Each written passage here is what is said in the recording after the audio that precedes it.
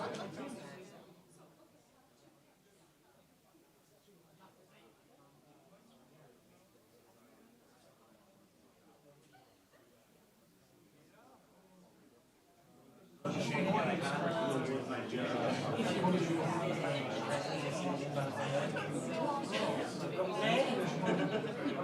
can imagine.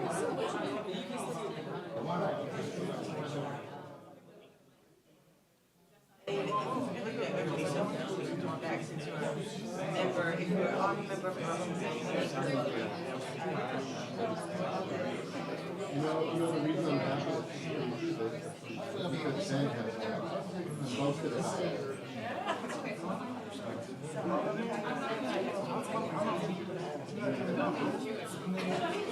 Oh, no, you got me?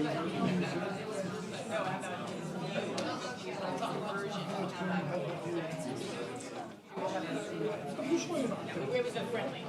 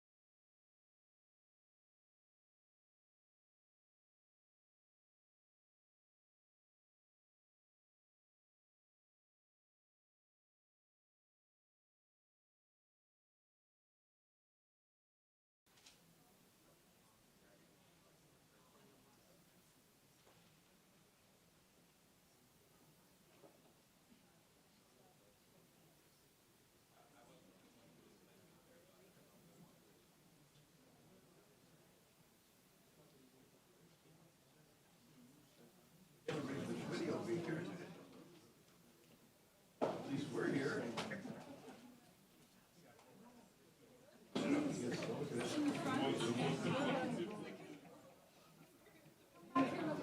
be time to start.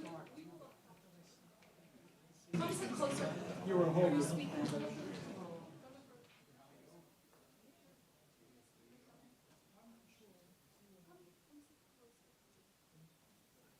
Doesn't really matter.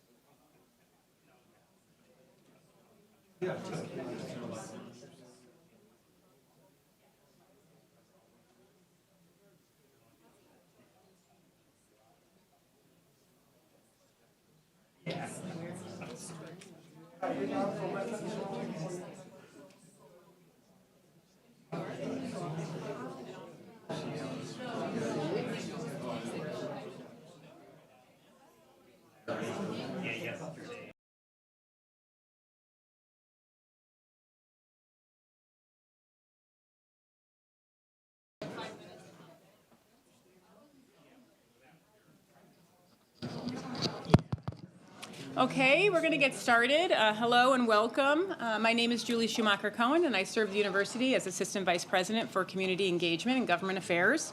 I'm glad to welcome you to tonight's program on Jewish-Christian relations after October 7th and Gaza. And we're honored to have with us guests from Jerusalem, John Munayer and Hannah Benkowski, who both engage in important and timely work in interreligious dialogue and activism through their roles at the Rossing Center, and they'll be further introduced in just a moment. I want to thank our co-sponsors for tonight's event, the University Slattery Center, the Office of Community Relations, the Ella Korea Initiative, Judaic Studies and Theology and Religious Studies, as well as Marywood University, and also a special thanks to Sandra and Maury Myers, who supported tonight's program. Over the last 2 years, the university has hosted a number of events to foster education, attention, awareness, and engagement around issues of peace, justice, and dialogue in the Holy Land. Next week also commemorates the 60th anniversary of the document Nostra Aetate, which is a particular milestone in the Catholic commitment to interreligious dialogue. And so it's fitting that we have this opportunity tonight to specifically reflect on the status of Jewish-Christian relations in light of the last 2 years in Palestine, Israel. Tonight's event has been especially coordinated by my colleague, Father Michael Azar, who is a professor in the university's Theology and Religious Studies Department. Father Azar has worked with both John and Hannah in the course he taught in past years on Christians in the Middle East, where he was able to take students to the Holy Land. Michael is himself an expert in Jewish-Christian relations with a focus on Orthodox Christian Jewish relations. So I will turn things over to him to introduce our speakers. Good evening. It's my great joy to introduce two friends, both on the personal and professional level, for whom I have great respect. Both coming from the Rossing Center in Jerusalem. Hannah Benkowski is the program director of the Rossing Center and expert in Jewish-Christian relations. She holds an MA degree in comparative religion from Hebrew University and has 30 years of practical experience in interfaith activities in the Holy Land. She teaches in various institutions, colleges, and academic programs, and I can say is an excellent teacher and tour guide to University of Scranton students periodically. John Munayer is the Director of International Engagement at the Rossing Center, was born and raised in Jerusalem, and he researches, writes, and lectures on Palestinian Christian identity, Palestinian theology, and interreligious dialogue. He completed an MSc in International Relations of the Middle East in Edinburgh and an MA in theology in Amsterdam. Currently, John is pursuing a PhD at the University of Edinburgh as well. If you can join me in welcoming them.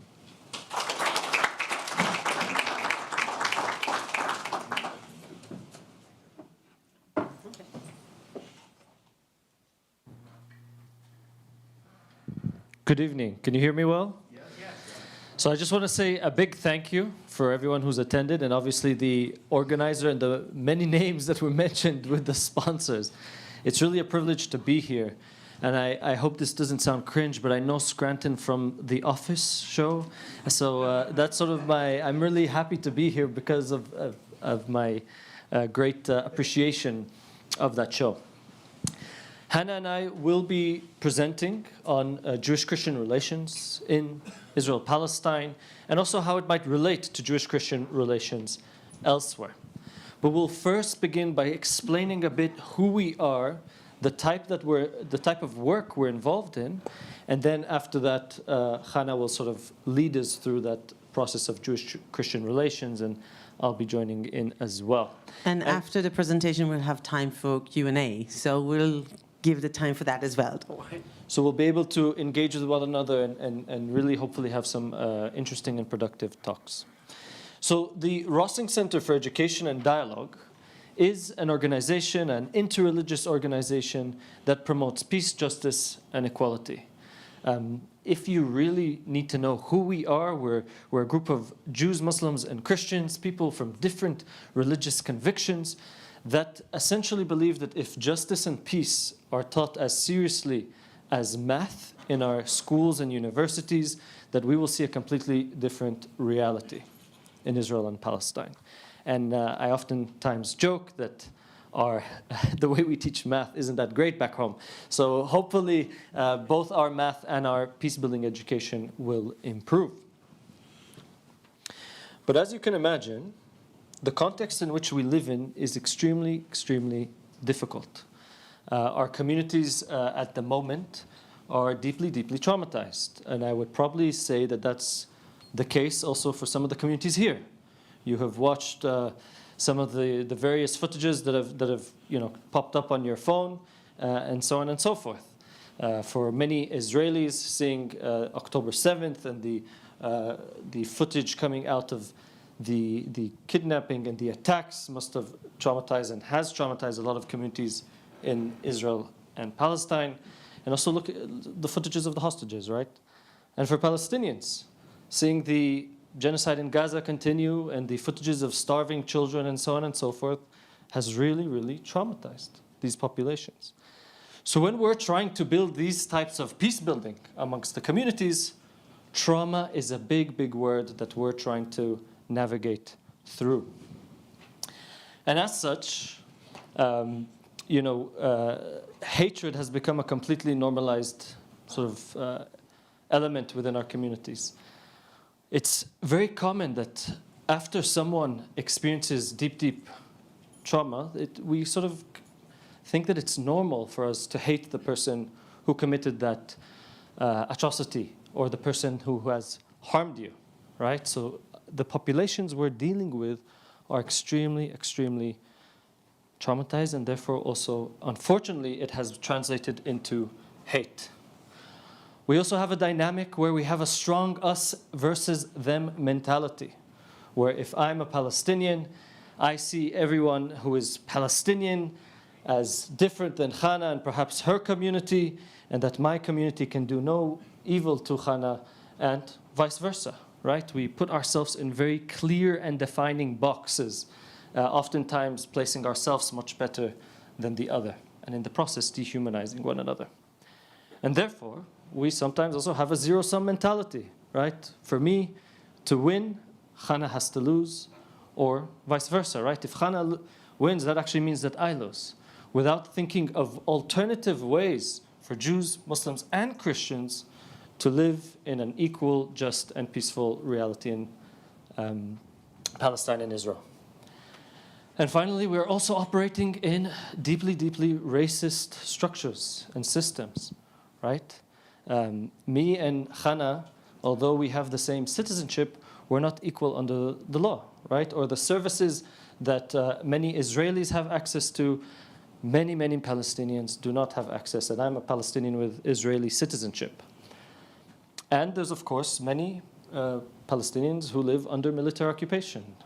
For those who might be unfamiliar, this means that everyday life is obstructed, right? From moving from one city to another, you will need a permit, or you have to go through military checkpoints, and sort of anything from your water to food or your businesses are completely controlled by these military structures and system. And of course, as this is, I think, also true for the US, but the spread of specific narratives or agendas within the media or, again, the educational institutions is one that tends to prioritize one narrative over others. And again, this is true, I think, also for some of the internal US politics that is happening at the moment. And maybe just to add that the challenges that maybe we can talk about the challenges within our society, but it always have an impact also on other societies beyond Israel and Palestine. Because it's not only us, Israelis and Palestinians, who are traumatized, but as John said, also if you watch the news, if you follow the social media, you've been seeing pictures that can traumatize you. If you feel that you cannot post something in Facebook because you're afraid that people would attack you, it doesn't matter if you're Jewish and you want to write something about how compassionate you are for the families of the hostages and the hostages that suffer in the tunnels, or if you write about the Palestinian and you're compassionate for them and for their going through, and you don't do that because you're afraid that people would react in an aggressive way, it's also traumatizing. So the different kind of being trauma that being created, and it also leads to hatred. And it seems like all the world is kind of, or many people around the world feel that they need to choose sides. So either I'm pro-Palestinian, either I'm pro-Israeli, and therefore it's not just the Israelis and Palestinians are divided. It seems like the whole community who's involved with the Israeli-Palestinian conflict are totally divided. It's either us or them. So we also have some really troubling attitudes in our communities. Just to take one example, 76% of Israeli Jews would agree with the statement that there's no innocent people in Gaza. Right? I think that many of us would see that as a very troubling statement. Right? This includes civilians, women, children, and so on, and elderly, and so on and so forth. Or if a study that was done in May 2025, that half of the Palestinians, those living in the West Bank and Gaza, thought that the October 7th attack was correct. Right? So we're working with communities that, as I mentioned, are deeply traumatized, have normalized hate, and therefore completely dehumanized each other. And compassion seemed to be become something that has limit. So if you have compassion to one group, you cannot allow yourself have compassion for another. There's a competition on pain, and again, that leads to hatred and animosity between the communities. So as part of our work to try and tackle this hatred, but also the systems that are fostering violence and inequality and so on and so forth, we work with around 6,000 to 7,000 participants every single year. We work with probably 100 to 120 educational institutions, and we're trying to produce a lot of content online that is trying to, again, promote the values that we believe in when it comes to justice, peace, and equality. And maybe I should say that the content that we're trying, the digital content that we're trying to produce is not preaching about values, but it's educating about the other, and through this education, through this content about the life and the history and the religious tradition of the other, you can also promote the values that we believe in. So you will not find teaching about love, but it's teaching about what it means to be a Christian in the Holy Land, what it means to be Jewish in the Holy Land. So out of some of our work is, again, not just amongst Jews and Christians. We work with Muslims, Jews, and Christians, people who are deeply religious, people who are completely atheists. We're trying to work with all the communities, right? This is something that touches everyone, and therefore we work with everyone. And just some of the feedback and from some of the surveys that we conduct, we do find that amongst our participants, fear is is quite reduced, or for communities such as Palestinians within Israeli institutions that are fearful of their identity and of their narrative, they also report that they can speak more clearly about who they are. Just to give you an example of how complicated things can get, is when in the middle of October 2023, universities were supposed to start the fall semester in Israel. Now, in Hebrew University in Jerusalem, about 1/5 of the students are Palestinians, either from Jerusalem or from the north, from the Galilee. And they were supposed, and of course, the beginning of the semester was posted to December. But then in December, the staff in university thought, what are we going to do? How are we going to open the campus for students to come and study literature and art and history and philosophy and law and science when there are Israelis and Palestinians? And the Palestinians are grieving for their family members and people in Gaza, and the Israelis for the hostages and for the people who were killed during the 7th of October attack.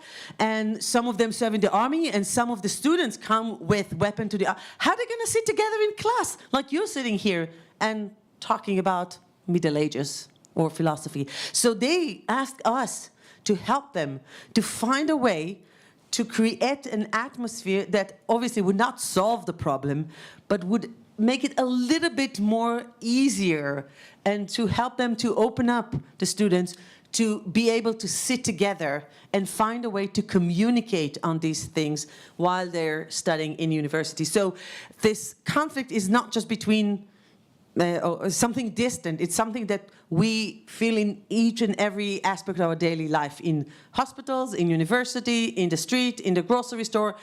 You have to deal with this conflict in your everyday life.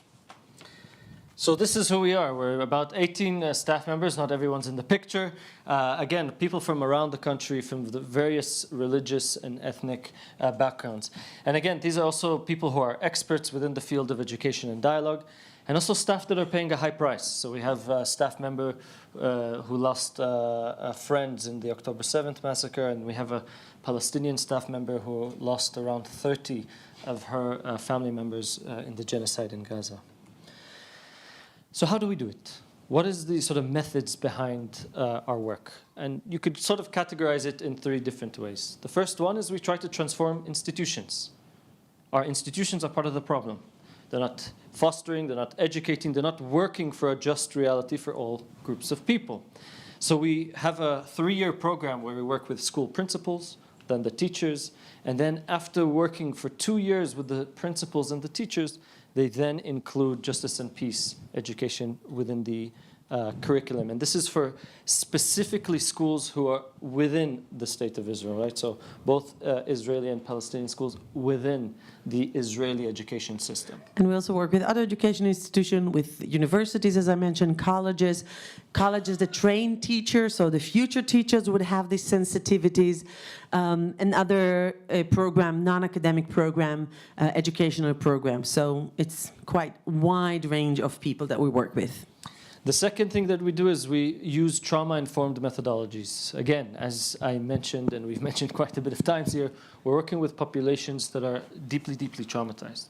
So how can we use methodologies that help people address the trauma or the deep emotions of people without it being utilized for sort of hatred, right? So again, when we work with the principals or with the teachers or with the university students, trauma is constantly at the back of our minds. How do we help people engage with their trauma in a much, much healthier way? And through that, they actually open up to have more deeper dialogue and to develop compassion and empathy to the other, and then to work together toward the common values that we want to promote. And the third point, which is probably fitting for this specific subject today, which is Jewish-Christian relations, is we specialize in the intersection of the Israeli-Palestinian conflict with interreligious tensions. Because our communities are fairly religious, even if you don't necessarily believe in God. I usually have both Muslim and Christian friends and I ask them, do you believe in God? And they say no. So I say, oh, you're an atheist. And then they get angry at me because I call them an atheist, because they're deeply Muslim and Christian, because our identities are more than just our relationship with the divine. But it really, our communities are often organized on the basis of religion. So we're going to move now to speak about Jewish-Christian relations post-October 7th and Gaza. And Hannah, you're going to walk us through that. One of the things that we've noticed, we're working in the field of Jewish-Christian relations for 20 years since the organization was established. And we noticed that there was a breakdown in many of the partnership and relationship around the world, and of course in the Holy Land. There's no discussion about it. It's not like people sit together and say, okay, we cannot talk to you because of your opinion about what happened in Gaza. But they just started to create distance between the communities, and people who work together, organizations who work together, stopped communicating with each other.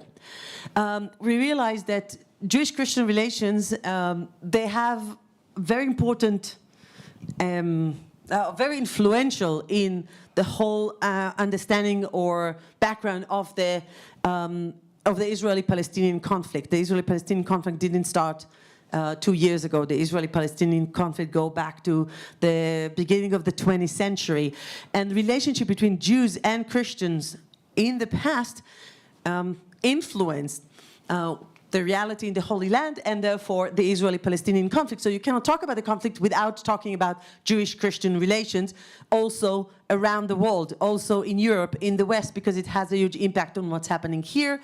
And the fact, as I said in the beginning, the fact that there's a crisis in the Holy Land, or continuous crisis in the Holy Land, it has an impact in many other places. So if we go through a crisis, it has impact also in communities around the world. So it's not just the area where the tragedy happened, but the waves of the trauma go much further. And yeah, again, the way, I think most people would agree here that Jewish-Christian relations in this country has been deeply affected because of what's happening in our home, right? This is something that perhaps before COVID we thought that our realities or contexts aren't affecting each other and not intertwined, but both with COVID, but also, again, October 7th and Gaza, these deeply affect one another. And from just being here in the States for about 2 weeks, we've heard about how there's a big breakdown in Jewish-Christian relations in this country. And also perhaps how some of the interreligious tensions are fostering the conflict also back home. So it's not that we're going to solve the whole problem of Jewish-Christian relations here in the US or in the Holy Land. But I just want to present you the problem that we face in our work in the interfaith world, and especially in Jewish-Christian relations, as an example and unique challenge that we're experiencing. And then we can maybe discuss and think over that, how we can learn from that and try to help change things also around here. Do Christians and Jews know each other in the context of Israel-Palestine? So we did 2 surveys lately.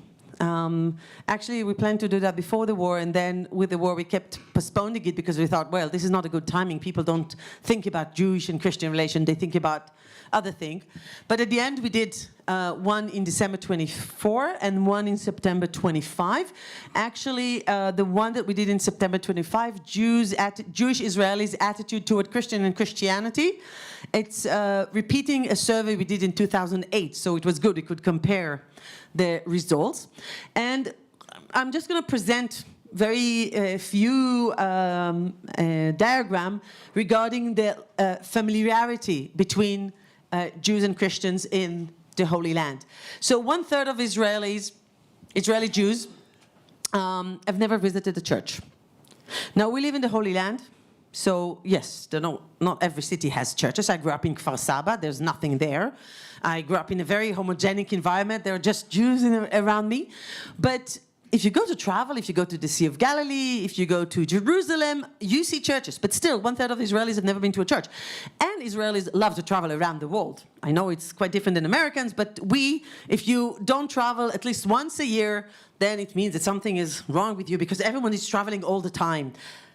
Now, many of them travel to Christian countries, and that means that they travel and they don't enter a single church. So 1/3 admitted they've never been to a church. They don't know anything about it. Do you have any Christian acquaintance? Half of the Israelis, a bit more than half, they don't. Not in Israel and not outside of Israel. So they don't know much about Christians and they don't know much about Christianity. Basically, if you ask an average Israeli what does he know about Christianity, he would say something about Santa Claus and Christmas tree. That's about it. So there's very little knowledge, a lot of ignorance. They do know what they learned in school about a history of Jews in Europe, which mainly include persecution, expulsion, and the Shoah, the Holocaust. What about Christians? So Christians who are minority in the state of Israel, and in a society of about 10 million people, less than 2% are Christian. About 185,000 official Christians live in Israel, have Israeli citizenship or residency. It does not include Christians who are not citizens of Israel, but they're migrant worker or asylum seeker, which they're about the same number of people. But most of the Christians, being a small minority within a minority in Israel, most of them have a daily or at least frequent or often interaction with Israelis. So only 1/4 said that rarely or very rarely they have interaction with Israeli Jews, mainly in East Jerusalem or in places where you have more homogenic Arab cities or villages, and they don't need to get to other places in order to get, to the grocery store or to work. But most of them do have interaction. And how many feel that Israeli Jewish society accept them, Palestinian Christians, in Israel?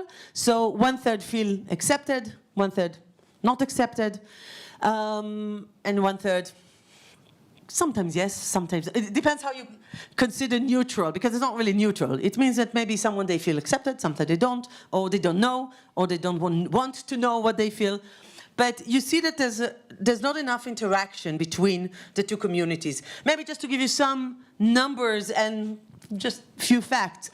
So Christians in the Holy Land, as I said, most of them are Palestinian Christian, most of them speak Arabic, this is their mother tongue. They're indigenous Christian. They're not Muslim who converted. They're not Christian who came from outside and settled in the Holy Land. Most of them belong to the land and have long and historical roots in the Holy Land.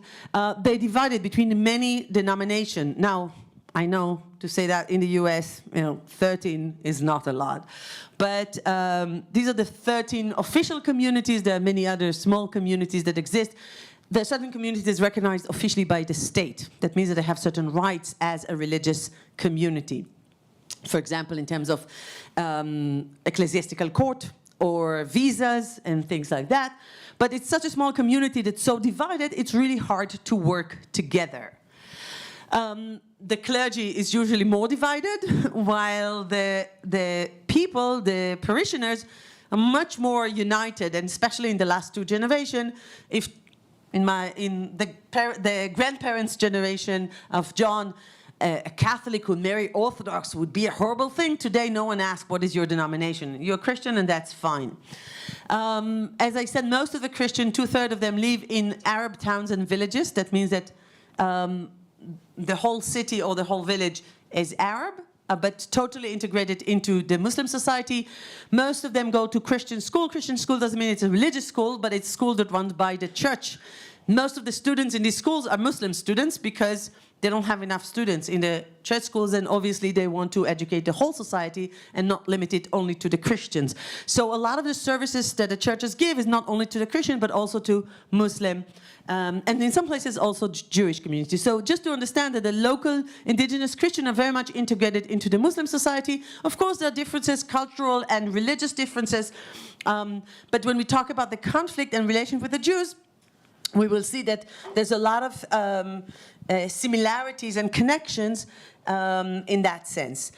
Some information in that regard to the Jewish community, so in Israel, almost 75% of the population is Jewish. It means that according to the state, they're registered as Jews. Now, when we divide people in Israel, we don't divide them by denomination or congregation, but by the level of religiosity. And the level of religiosity is not connected to faith, but connected to practice. And it has, again, impact on the very daily life of each and every one. So which school you go, where would you eat, what kind of food you would eat, what kind of people you would associate with, and also the political opinion. So about 42% of the Israelis identified as secular, but they're not really secular. They, of course, Jewish. They feel very Jewish. They practice certain things. They would go to the synagogue once in a while. They would keep certain Jewish laws. But they feel it's more a cultural thing. They don't feel obliged to follow all the laws. There are traditionals, again, very vague definition. But they feel that they do oblige, they do committed to the laws, but not to everything. And then religious and ultra-Orthodox means that they're really, really strict and even less integrated into the general society. So most of the life is concentrated in the religious life of the yeshiva or the religious community. In the latest survey that we did, we also asked about political affiliation to know, again, if there's a difference in the attitude toward Christianity based on political affiliation.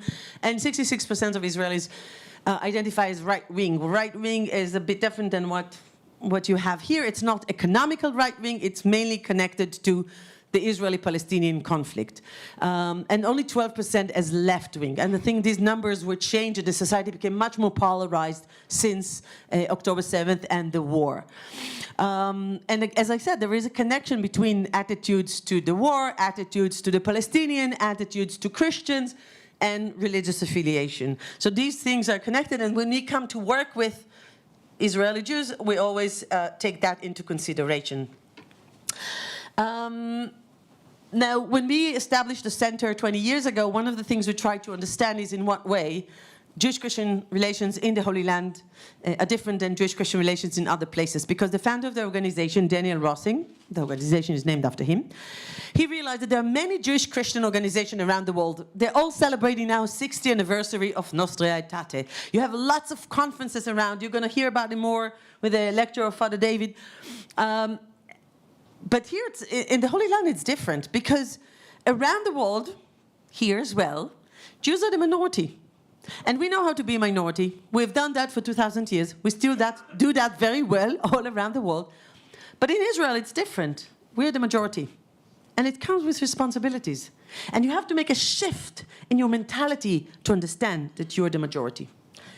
Now, the Christians in the Holy Land, many Israelis would say, are part of the majority. We are the minority in Israel because we're a small minority of Jews in the Middle East. We're a minority of Jews in the Western context. But the Christians, they're part of the Arab world. They're part of the Christian world. Whenever something happened to Christians in the Holy Land, immediately all the churches raise a voice. So they're very strong, they're very powerful, they have a lot of contact. We're the minority and they're the majority. And the Christians in the Holy Land said, what are you talking about? We are less than 2%. We're a minority within a minority. We're a minority of Arabs, Palestinian in a Jewish society, and minority of Christian in the Muslim society. We're a minority within a minority. It's very hard to have a dialogue when both sides expect the empathy, the care, and the responsibility of the majority, when you don't know who is the minority and who is the majority. What is the power dynamics between the two communities? Who is the weak and who is the strong? You don't have this problem when you have a dialogue between Jews and Christians in the West. We are the minority, the Christian, the majority. But in the Holy Land, it's not clear. And Israeli Jews, although we are the majority in the state, we still have mentality of minority. They're trying to protect itself. We feel insecure. We feel that we're still under threat. And therefore, we expect the protection of the stronger part. So it's really hard to have a dialogue when these power dynamics are not clear. We have a historical legacy. And if you will participate in any dialogue between Christian and Jews in the West, there would always be the discussion about anti-Semitism, anti-Judaism, the Holocaust, the Shoah, the history of what Christians thought about Jews and did to Jews. Fine, that's the legacy I grew up on. That's really forming historical events that really form the Israeli Jewish identity. But when we come to meet with the local Christian, Palestinian Christian, they look at us and said, what do you want from us? We were here in the Holy Land. When you had problem with a Christian in Europe, we got nothing to do with that. So these events that were really formative in our identity, considered to be irrelevant for the Christian. So in order to have a proper dialogue, you have to recognize the pain of the other. So the Palestinian Christian ask the Israelis to recognize their pains, being a minority in the Holy Land, in the past, in the present, the Nakba, the suffering that they went through as a minority, as Palestinian minority in Israel. But the Israeli Jews in the dialogue expect the Palestinian to recognize their pain, being a minority and struggling throughout the history around the world. But before you can dismantle this tension, you have to recognize each other pain and history, and to understand that each of us come with historical legacy. Difficult, heavy baggage. There are theological challenges. And of course, I mean, if you're involved in Jewish-Christian dialogue, you know that there are theological challenges between Jews and Christians. It goes back to the way we understand the Bible and what God reveals to us in the Bible. But it's much more complicated when it comes to the Holy Land.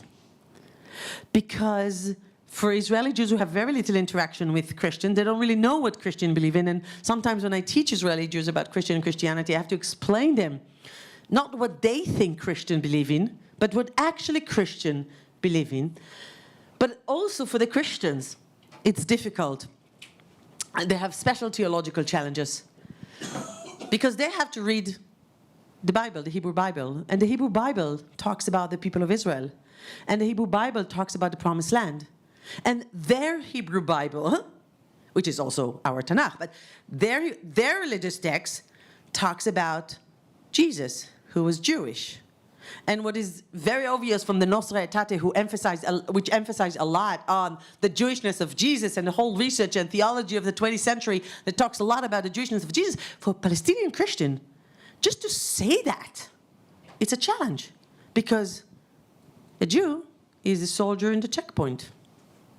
Because the Jewish person, is the policeman. Because the Jewish person is a symbol of oppression for him. So how can he read his Bible in a way that he would be able to live with that? And then you have a whole discussion about Palestinian Jesus. Was he Palestinian? It's not a historical question. It's a spiritual, emotional question. How to connect to God, your God, in a way that you feel comfortable about it. And I understand the need to talk about Jesus in different ways than you would do that in Europe. And of course, it could be offending for Jews when you deny the Jewishness of Jesus. So you understand this is a very complicated question. And not necessarily we discuss it in the dialogue, but we have to discuss it within our intra-dialogue with each community. We have language barriers. When you have a dialogue here, you all speak English. It's your mother tongue, at least the daily language you all use. When I have to participate in a dialogue with Palestinian Christians, if you speak Hebrew, it's very convenient for me. That's my mother tongue. If you speak Arabic, I don't understand anything because I tried several times to study, but I'm so bad in languages. And I didn't get much more than just very basic words. So we don't use our mother tongue. And when you have to talk about sensitive things, it's much harder to speak in a foreign language. That will be English, which is not our mother tongue. So we have to play with the language and find a way to communicate in a foreign language. And if you use translation, well, translation is also interpretation. So it's really difficult to have a proper dialogue and to talk about very sensitive things when we don't have a common language. It's a very logistical problem. And more than anything, what has a huge impact on Jewish-Christian relations in the Holy Land is the Israeli-Palestinian conflict. It would never be a Jewish-Christian dialogue. It's not about me and John reading the text. It's about me being Israeli Jew and John being a Palestinian Christian reading the text or talking about the situation of our communities and our society. So it's always part of the dialogue. And when we asked Israeli Jews, again, this is from the latest survey in September, do you think there were changes in relation of Jewish-Christian after the 7th of October and the war in Gaza? So again, about 1/3 thought that there's no change, and sorry, I'm looking at the wrong side. A bit more than a third thought that there was no change, but you can see that about 1/4 thought that there was a change for worse. I will just mention that in 2008, when we did a similar survey and asked similar question, there were many more who said that there was a change for better in Jewish-Christian relations. And even with evangelical Christian who support Israel, when you say evangelical Christian in Israel, usually people think about Zionist Christian who support Israel. So even there's such a lack of trust that people think that, you say, a small portion said that there was a change for worse, even among evangelical Christians who usually support Israel. So we have many challenges, and we see that everyone feels that something happened. So it's not only in your group, but it's also in Israel. And the question is, how do we deal with that? So the work that we're trying to do, and I don't know what it's like in your context, is we're trying to create an internal movement, a grassroots movement, that together will not only try and heal some of the hatred that we discussed, but also tackle some of the structures and systems that perpetuate these violence and forms of oppression. So that means sort of, resisting together the hatred and events like October 7th, but also the genocide in Gaza. How can we together challenge these developments? The second thing is we use a faith-based approach.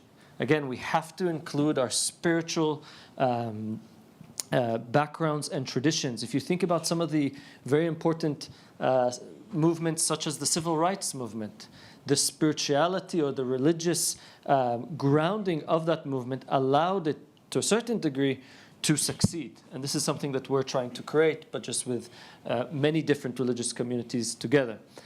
And we believe that this is part of our making of hope. Hope is not something you just wish for. Hope is something you do. It's a form of action. And this is something we're trying to embody. And finally, we're also trying to challenge you here in the US. Part of the reasons why we continue to live in horrific realities is because of the way this country has adopted certain politics when it comes to Palestine and Israel. And if I reflect specifically about Jewish-Christian relations, I happened to be in DC about 10 days ago, and I was walking in the mall, I don't know how you describe that space, but I started to see all these tents.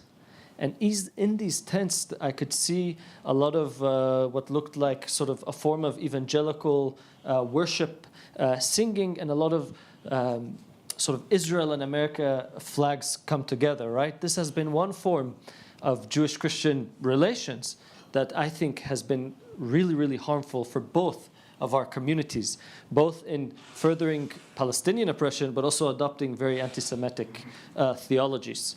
So that's just one way that I think Jewish-Christian relations in the US has harmed us.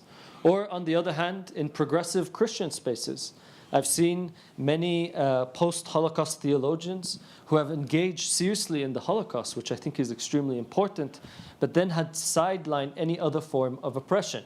So I've also met sort of progressive Christians who sort of, they listen to my story and they hear, oh, it's really heartbreaking to hear about your suffering as a Palestinian, but the Holocaust happened, so this is just the reality you have to deal with. So I think the more Jewish-Christian relations continue, I think, to deteriorate, with people either not engaging seriously or in a healing and liberative way, we will continue to see our reality back at home deteriorate. And we want, as a society, as Jewish society in Israel, we want to heal from these traumas that we carry with us in order to build a stronger society. So just leaving us in this vulnerable position and look at it as victims, that they don't have to be judged for what they're doing, that's harm us more than anything else. We try to use certain tools to promote a different kind of dialogue. We allow more space for emotional dialogue. This is a photo, I really love this photo. I took it on the right side, sorry. It's a priest, a Greek Orthodox priest, and an ultra-Orthodox rabbi who participate in a group of religious leaders in the University of Haifa that we facilitate. And when they get together, immediately they want to know, so how do you celebrate your holiday and what you do with your community? And we actually force them to talk about emotion, to talk about how they feel, to talk about how they, to express also their feelings toward the situation that they experience as Jews, Christian, Muslim, Druze, as men, as women, as religious leaders. We ask them to practice mindful listening. So while they're listening to the other, we ask them to be aware of how they listen. Because when you're aware of how you listen, you would be more open to hear what the others say and not be busy in your mind to analyze what he's saying. When John talks about the genocide in Gaza and what happened in Gaza, immediately I think, oh, no, what he said is incorrect. No, he's not serious. I'm judging him. I'm busy with correcting him in my mind. I don't listen to him. This is very often happen when we listen to someone from the other community. So be aware of how I'm listening, and be aware that, yes, it's very normal and natural to think about what he says and answer him in my mind, but maybe to try to avoid it a little bit and really listen to what he said. I don't have to agree with him, but I have to listen to what he says. Creating safe space for dialogue. It's very hard to convince people to open up.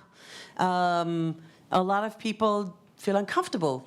They don't know how people would react. They don't know if people will continue the conversation outside of the meeting and they will get in trouble. It could be from both sides. Jews, Palestinians, how to create a safe space that everyone would feel comfortable to talk. And we try to help them to build closeness and understanding, so then they would be able to work together toward the values that we believe in.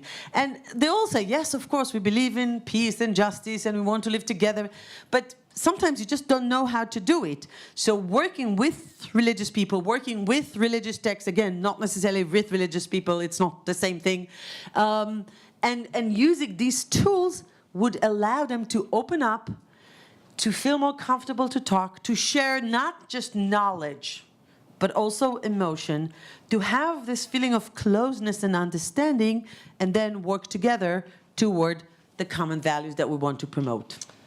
So we'll conclude here so we can engage with one another.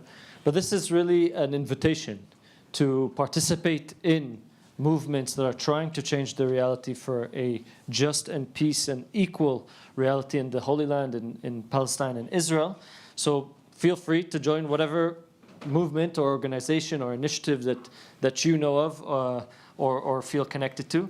And the second one is you can join our community. So we have a newsletter once a month. We also have an online webinar, usually once a month in English, about different topics connected to the Israeli-Palestinian reality and in dialogue with some of the interreligious dynamics and tensions. We would like to invite you to ask, to comment, to react, to say what you think. Maybe not long lectures, but short comments or questions. We'll be happy to open a conversation.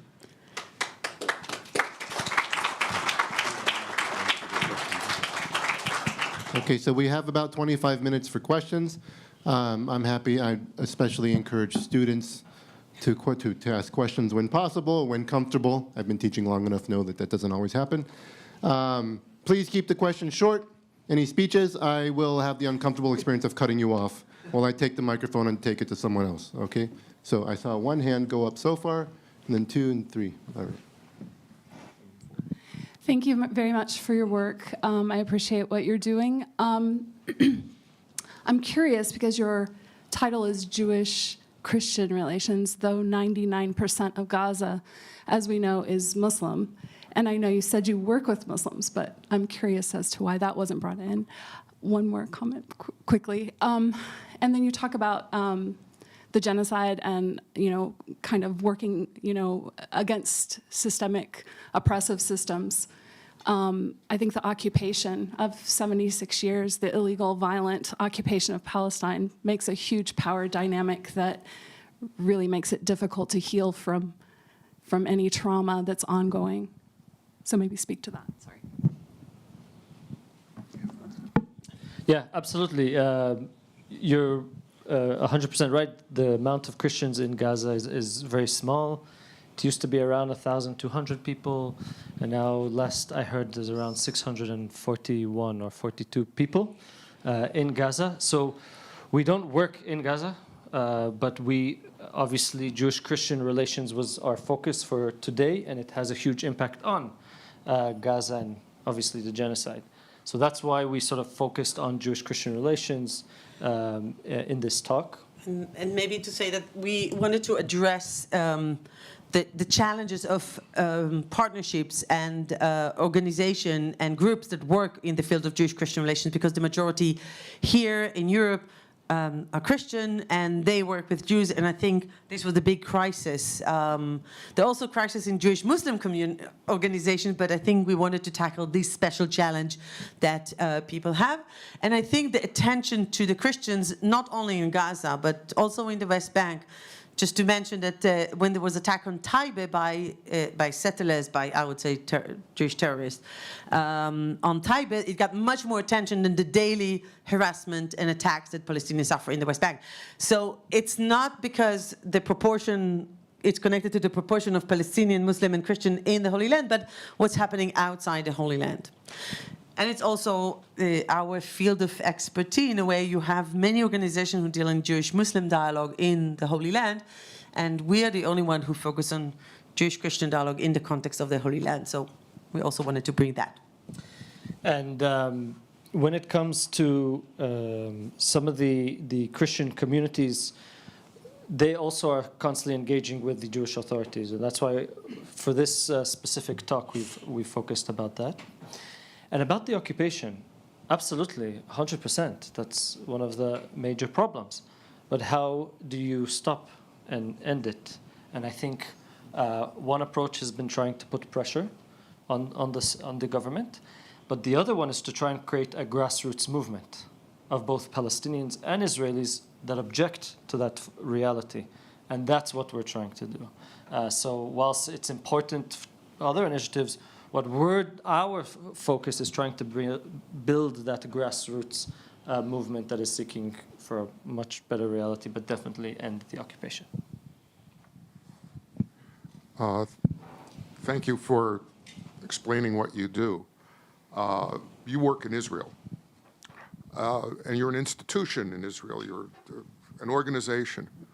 What organizations, what institutions exist or had existed in Gaza or in the Palestinian-controlled areas of the West Bank that are the equivalent of yours, that promote this kind of diffusing of tensions and dialogue? Are there such institutions? So actually in the last, how many years I would say there's no normalization. We used to have a collaboration with similar organization in the West Bank. The last time we had something like that with Gaza was before the Second Intifada. I remember working for another organization in 1999. And we actually brought a group of Israeli Jews to Gaza. That was the last time I've been there. And we had a collaboration with a Palestinian organization there, and we had meetings. But we used to have programs cross-border with similar organization, but with the deterioration of the situation, many Palestinians in the West Bank feel that it's, and also some in Israel, but mainly in the West Bank, feel that collaborating or doing activity together with Israeli organization would consider normalization.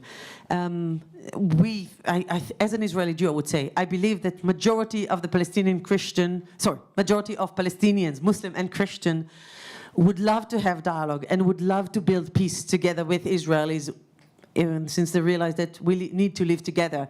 It's not ideal, we're not in Switzerland. We know that we both have to find a way to live together. And it's just a matter of possibilities and opportunities and the reality we live in. And sometimes you have to take a step forward and sometimes you have to take a few steps backward. And I guess I would say that, again, from my perspective, I find that this is the time for them to take a few steps back, because the challenges they have on daily basis with this reality of the occupation that was mentioned, the military occupation, is very difficult. But I wouldn't say that I wouldn't say we are the good people, we want justice, and then there's no one in the Palestinian side who does it. It's definitely not the reality. It's the reality that kind of prevent us from working together right now. There are other organizations that work both in Israel and in the Palestinian territories that do that type of work. Our focus is specifically sort of the institutions within Israel as sort of our main goal. And the organizations we do work with in Palestine, we do it as a form of not bringing people from together, but specifically for empowerment, since these communities are living under such harsh realities. So we've partnered with organizations like the Holy Land Trust or Taghir or Takaddum. So there's a bunch of organizations doing it, the work on the ground, but we're sort of just acting as a supportive organization in those efforts. I'll leave the questions to the students, but as a person who lived in the Holy Land in Palestine since 1998, I really want to commend John and Hannah for what they're doing, because I think when I first arrived there in '98, it was a very different situation than it is now. We've had the intensity of the occupation and the genocide. But early on, there were people who were talking to each other, and that disappeared as the checkpoints got tighter, as the wall was built. So now you have a generation of people who haven't seen each other except as people of violence against one another. And that's a huge problem to have to try to tackle. And you're faced with a lot of challenges. So I think the work that they're doing is so critical, and that we should all be a part of that. Even as small as it may seem, those are the steps that are going to be the building blocks to peace between the people. Eventually there'll be a political solution, but the first thing has to be change the hearts and minds, but start people to humanizing one another. So, and just to add, there are other, they may not be particularly religious organizations, but I was just in Ramallah, and for example, there's our soldiers on the Breaking the Silence, who are meeting with prisoners, guys who used to be in prison in Palestine, and trying to come together quietly and just recognize the pain of each other. Or the grievance groups, where people have been killed on either side. A man lost his child in Israel in a bomb, and the other one had their son killed in Palestine, and the parents come together to recognize their common humanity. So I applaud you.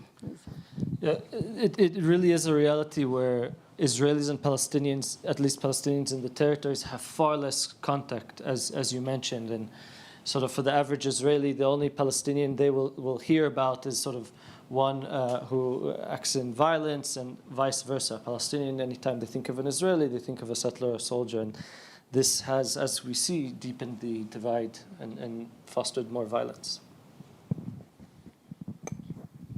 Hello. I deeply believe in education, that it's the greatest tool for peace and justice as well.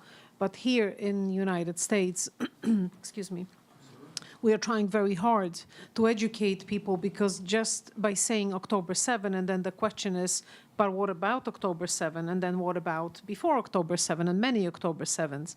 So we try to educate people and help them to understand, because without that, it's just like math. You can't go to a further, more difficult questions when you don't know how to add, correct? We are being silenced as groups, as organizations. How do you guys deal with that? Because this is our issue. We can't educate if we are being silenced.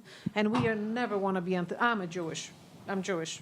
And, Holocaust made people be afraid to admit that they were Jewish. But now Gaza situation makes that they are embarrassed to admit that they are Jewish or Israelis. So that's my question. How do you deal with that?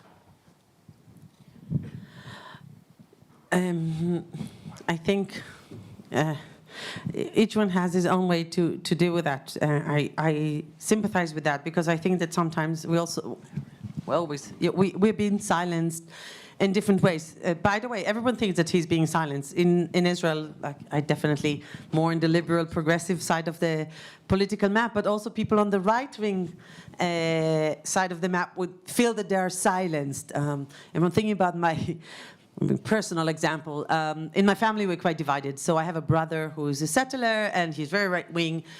And he works in Tel Aviv in a high-tech company, and he feels that he's totally silenced there. And I keep thinking, but you're in the government. You're leading the country. And at the same time, I feel silenced because I'm leftist, and I talk about what's happening in Gaza, and I talk about in compassion about the Palestinians. So everyone feels that he's silenced. What we try to do, at least, again, I think with different experience to be an Israeli and Palestinian anyway, it's different. But I think being silenced is a trauma. And I treat myself as a traumatic person because of I'm being silent, one of the aspects. So to be a bit more patient with myself, when I feel that it's really, really painful, it's okay to be painful for being silenced. And then I try to walk between the drops. So I always look when I meet with people or when I write or react, I always try to find the tolerance zone that I can work around that. So yes, I don't say everything I think.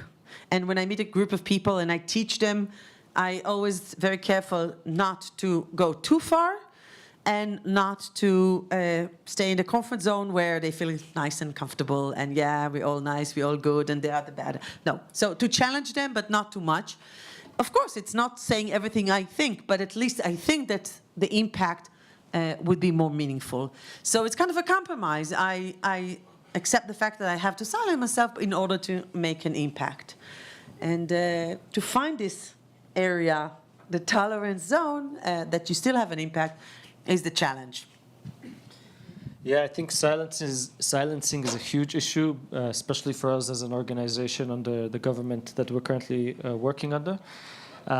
So I think we need a lot of creativity and wisdom in how we speak up, and also how can we amplify the voices that are not sort of selective in compassion or selective in their justice or peace or security or freedom for one group over another. But how can we amplify the voices that really want to transform the entire reality and relationship for the good of all people? So for those wondering, we probably have about 15 more minutes in which to take questions. Hi, forgive me if I speak slowly because my throat is not in the best shape. I want to touch on the issue of the silencing. I have found that many people feel silenced when their opinion is not accepted as irrefutable. And that happens on all sides. Having said that, I also believe that those opinions are developed based on competing narratives that shape the way people see themselves, see the other, and see the context. And yet, the narrative may or may not be based on facts, but the narrative is really what shapes the way people react emotionally. And that creates a very significant obstacle to the kind of work you're trying to do. Part of that obstacle is that both societies, Palestinian society and Israeli society, have changed over time. And have changed over time based on the dynamic between the two. That is not something you touch on. Like the Israeli society of the 1990s was very different from the Israeli society of today, and the same can be said about Palestinian society. So I would like you to touch on that aspect, on how both societies change. I think it can go to many directions. Of course, we changed. It's a different world. One main thing is the fact that most of our information comes today from the young generation, get it from TikTok. And my generation, it comes from Facebook. And so it's very different society. It's a society that is more exposed. It's young people feel that they're always being watched, and whatever they say can be is documented and saved. You don't have deep conversation. You don't have deep knowledge. There's much more ignorance. So of course it has a huge impact. And in general, I think you see it in many parts of the world as well as here. Society is more polarized. There's more popular attitude when it comes to religion, when it comes to people attracted to simple version of religion, to simple version of politics. Of course, it has a huge impact. And when we work with young people, we have to adjust to that. And we see, for example, again, I will speak about my community. So I developed 20 years ago, I was involved in developing a program for kids, Jews, Christian, Muslim, in schools where they used to learn about each other, they used to learn about themselves, teach each other about their own culture and tradition, and then they visited different religious houses, so synagogue, a church, and a mosque. 20 years ago when they started these are secular schools, so kids come from secular family, so they're not religious. Everyone entered all the 3 buildings. There was no problem, the 3 houses of worship. In the last couple of years when we did the program, we had major issue with Jewish kids who were afraid to enter mosque, and Jewish kids who didn't want, for religious reasons, and they're not religious kids, but they still, religious reasons, didn't want to enter a church. And of course, it created a reaction from the Muslim students who said, well, we don't want to enter a synagogue. So yes, this is a different generation. It's 15 years later. It's not something that they develop, it's something that came from the parents, so it's the parents' generation who is more polarized. So obviously, we have to adjust to the changes within the society, and depends with which age group we're working to see what's the reality that they're facing and accordingly to work with them. Hi. I'd like to ask a question. Here, the name is first of all, Christian Muslim. I mean a Christian and Jews. Why not saying Muslims with it? That's number one. Number two, we have here, Israel right now, after attacking Gaza, why do you think the truth right now about them all around the world show really what Israel made out of and how they could do what they did to the Palestinian people all these for 2 years, fighting, killing innocent children, pregnant women, shooting target shooters. They're making fun. And how is that? You want the Palestinian people to accept it. See, we should, as a human being, we are obligated to get together, all of us, Muslim, Christian, Jews, and talk for peace. Not anymore war. We fed up from wars. So many years of wars. And I really can't, I hope one day I see war in my life. See peace in my life. I have enough wars. So again, the reason why we focused on the Jewish-Christian is because we were invited to speak about Jewish-Christian relations. But as an organization, most of our Palestinian participants are Muslim. So we work with Muslim, Jews, and Christians, anyone from whatever the background is. And also, I happen to be Christian and Hannah Jewish, and that's why we've focused by the invitation on that topic. And yes, I think our current reality forces all of us to ask, what are we doing? What are we doing as humans in our current reality that we're allowing for such oppression in many areas of the world, including in Gaza as well?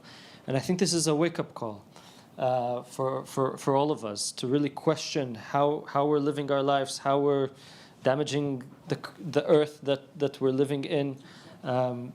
So we need to strive for new models and new realities that are good for all people.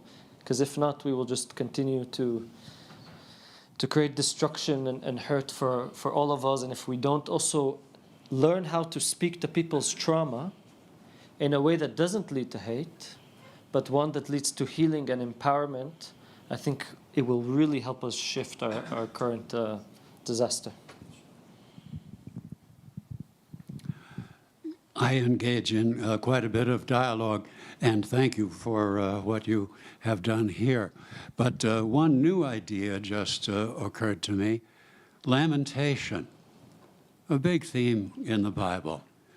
Can lamentation be of at least partial use in dialogue?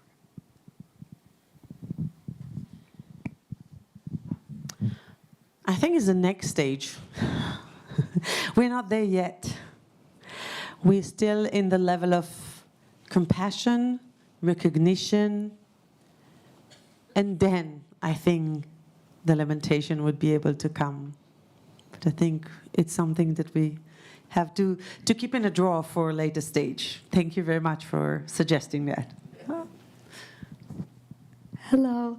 So I personally believe that to help is to know, and this first step to be able to serve and achieve justice is to be willing to hear and to know the people around you. But again, so I applaud your work and I love the effort you guys are doing to achieve that first move into helping people know each other and thus hear each other. But again, there's a lot of trauma involved. So how do you break that big wall between the different groups to get the conversation going and to get that first step going to actually be able to achieve peace eventually? So we try to work with people who don't necessarily want to engage with one another, and therefore we partner with these institutions. So we're trying to tackle the majority of population. And therefore what we try and do is we give specific tools like the mindful listening, like we have a specific methodology that engages in trauma in order to help the participants move forward. Another thing that we do is we require from all of our programs, it's not just sitting and talking, but they have to do certain initiatives and actions that promote justice, peace, and equality. And sometimes in order to change one's attitude, it's far more productive to first change their behavior, and then they do the sort of reasoning and cognitive work after that. So that's just a few ways of us trying to engage with the population. But again, we are one organization working with a specific population, and there's other great initiatives out there. And we're hoping that together with all of our different initiatives, focusing on different areas, focusing in different spheres, that we can create at least an internal movement together with the external pressure that we will see a better reality. Thank you. This will be our final question for the evening, but I'm sure they'll be around for a few minutes to chat. Would you say there's as much tension between Jews and Christians with Muslims in Israel and Palestine, or is it mainly a Christian and Jewish issue? There are different kind of tensions. As we said, we cannot separate the religious and the national tension. So there's Israeli-Palestinian tension. This is the main thing. But then there are different tensions between Jews, Israeli Jews, and between Jews and Christian, and Jews and Muslim, and Christian and Muslim. So you have a triangular as well. So it's dialogue and then triangular. And then, so there are a lot of different relations that you can examine and the tension between them. I would say it depends. It's, in the past we used to say, I'll explain why I say in the past, but if you would ask Israeli Jews, what do they think about Christian or Muslim? So usually they would say, we feel closer to Christians, but more distant from Christianity because of the theological background and the historical background. We feel closer to Islam, but more distant from Muslim because of the conflict. That was also changed, because in one of the questions we asked in the survey, we asked, to what religion do you think Judaism is closer? In the past, in the 2008 survey, the answer was, by far, more people said that Judaism is closer to Islam, because theologically, Judaism and Islam are closer. It's similar discussion about God, and it's more religion of law. So in Judaism, and also the Jewish law, when it comes to Islam, are much more open than they are when it comes to Christianity. And then in the survey, and obviously there was a big difference between secular people and religious people. Secular people felt more close to Christian and Christianity because they just don't know. But religious people who are familiar with Judaism, they said that they feel more closer to Islam. But in the current survey, the number of people who said that they feel closer to Islam, that Judaism is closer to Islam, was dropped. And it's not connected to theology or to history, it's connected to the political situation. So even that technical and maybe even halachic question, a question that related to the Jewish law, is also interpreted in an emotional way that's connected to the conflict. But these are different kind of relationships. So you have the dialogue, you have the trialogue, and you have different kind of relationship between the different communities. And that's why sometimes we just talk about Israeli Palestinians, sometimes we talk about Jewish Christians, sometimes Jewish Muslim. We always choose, and as we said here, we thought that the context is also the dialogue that's happening here, and therefore we tackle this aspect, but it's all interweaved. That was our final question.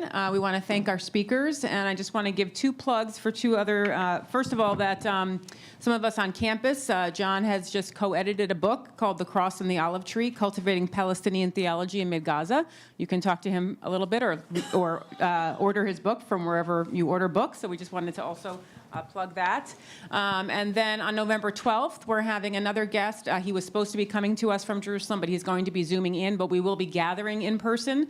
Father David Neuhaus, he is a Jesuit who spends most of his time in Jerusalem, and he's going to be speaking specifically on a Catholic vision for reconciliation in Israel-Palestine today, equality, justice, and peace. And he will also be speaking about the dialogue with both Jews and Muslims. So, and he's also a wonderful speaker, so I would encourage you to come to that. That will be at noon on November 12th. So please, thank you again.